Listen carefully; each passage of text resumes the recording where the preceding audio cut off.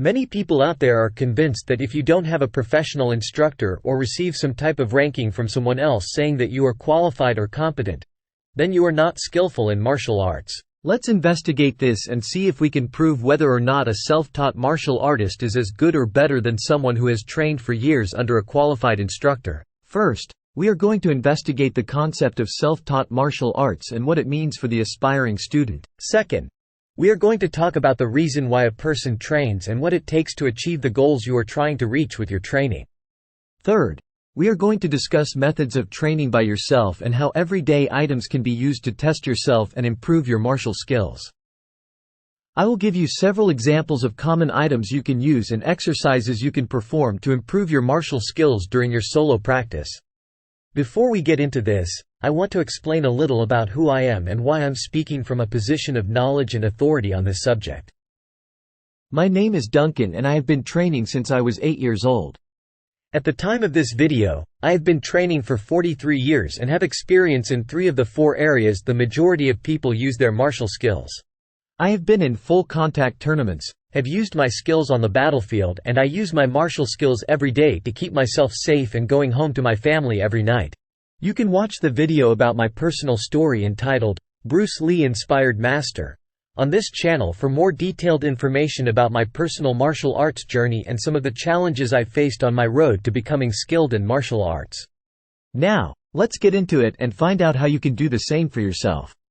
Looking back at history, you can find numerous stories about martial artists who trained by themselves and have become some of the greatest martial artists of all time. Miyamoto Musashi, Bruce Lee and Morihei Ueshiba are just some of the famous names on this list. Not only are they pioneers of martial arts to the point that people still follow their teaching to this day, every one of them, at some point, broke away from the traditional training that was available during their time frame and chose to train by themselves. Also, if you think about it, all martial artists are self-taught even if they have an instructor of some sort to guide them on their journey. It's not like you can just go down to the store and purchase martial skill. The individual has to find it in themselves to train, practice and improve their own skills for themselves. So, in essence, all martial arts skill is self-taught. You are the one training. You are the one practicing and no one can do that for you. Whether you are in a room full of sweating people following the guidance of a qualified martial instructor or practicing in your backyard, you are improving your own skills. You are doing it for yourself and no one else, and no one can do it for you. But you have to understand the reasons why you are training and customize that training for what you want to use it for. There are 4 basic reasons why a person trains in martial arts. Each reason can be further broken down into subcategories, but for this video, we are going to stick with the 4 basic categories. First, and what seems to be currently the most popular, is combat sports.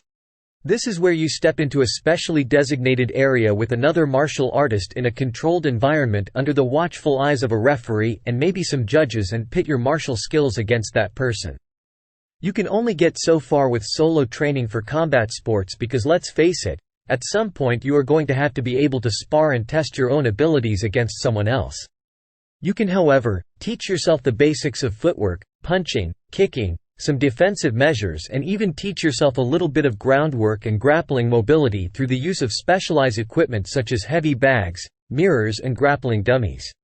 When it comes to testing yourself, however, you will need to be in touch with the right people so you can enter tournaments and matches to test yourself in the conditions of operating against a resisting opponent of various skill levels.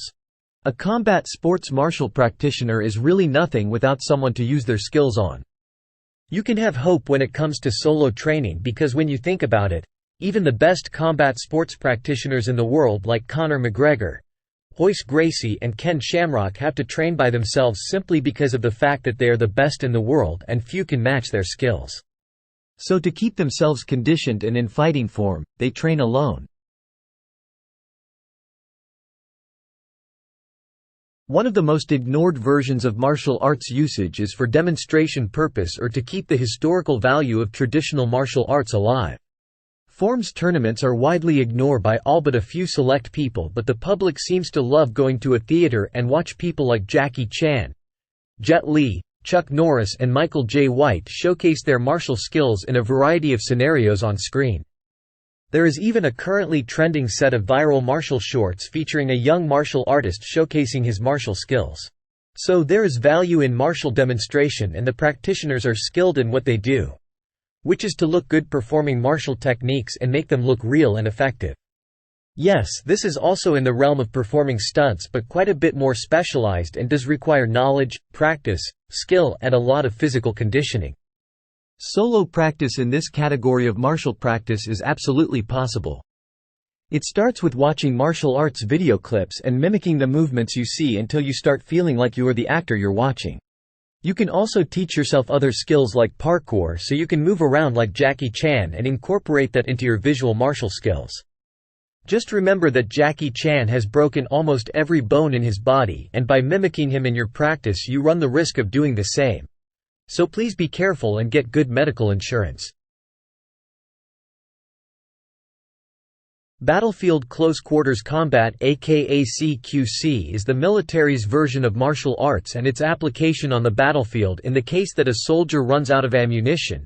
The enemy is too close for the proper application of other tools the soldier carries, or situations where the use of firearms would give away the soldier's position or jeopardize the soldier's mission. This one is almost impossible to practice or learn on your own. Yes, you can learn the basics of conditioning, footwork, attack and defense by watching videos and mimicking movements through solo practice, but the only way you are going to gain practical experience in this category of martial practice is to connect yourself with some type of military or paramilitary training. And that defeats the concept of being self-trained or solo practice. It also requires the student to be a certain age. In the United States, the age is 18 years old, and willing to commit a prescribed amount of time in service to the organization you connect yourself to. The best places in the United States to get this training is the Army or the Marine Corps. There are also some private militia organizations, but you have to be really careful because most of them in the United States are engaged in illegal activities, so be very cautious if you go that route. Finally is the reason most people state they start building their martial skills. The interesting point of this category is that though many schools claim they teach personal safety or self-defense, few actually teach it, so individual practice and being self-taught is almost the only real way to go about learning it. The reason for this could be that there is a lot more involved in this category than any of the others. To become skilled in personal safety, the student needs to have a working knowledge and deep understanding of physics, anatomy, kinetics, geometry, leverage, motion, and it helps to understand a bit of psychology and philosophy if you want to reach any level of mastery and self-defense. Just like the other categories, the solo self-taught practitioner can watch videos and mimic the movements and techniques found there. The self-taught student needs to be creative and come up with ways to find and practice the principles found in martial arts. It's not unheard of for this type of martial artist to hang a piece of paper from a ceiling as a target for punching and kicking. Another improvised training method is to use a door to practice the transference of momentum or consistency of pressure. There are only two ways of pressure testing your physical skills as a personal safety or self-defense specialist. You can either find a training partner and have them attack you in increasing intensity and randomness, or you can put yourself in situations where you have to defend yourself from an authentic attacker. The last one, obviously, is the more dangerous of the two, and I wouldn't recommend it. Fighting is dangerous, and to intentionally put yourself in positions where you have to fight defeats the purpose of being safe. Practicing personal safety is as much a lifestyle as a martial practice, and I would recommend it to everyone because danger comes in many forms and can show up at any time in any environment. The ability to recognize, identify, and either avoid, prevent, or deal with it is an important skill for just about everyone. It's also this channel's purpose to teach a person to cultivate the right mentality and physical skills for personal safety, so if you like this video and its content, you can find more information on the principles of martial arts in our playlists. We hope you choose to subscribe and add us as a resource to your library of information to help you build your skill as a personal safety specialist. And that's it. Can you teach yourself martial arts? Yes. In fact, every martial artist is self-taught, if you really think about it. The hardest part is cultivating the mental attitude appropriate to the category of martial practice that you choose. For that, you might require a group of like-minded people to help you in that area. Regardless of what category of martial practice you get involved in, I urge you to do some type of training, whether it is with a school or a gym, or even if you prefer solo training. The benefits of martial training are priceless and immeasurable. Until next time, I wish you happy training.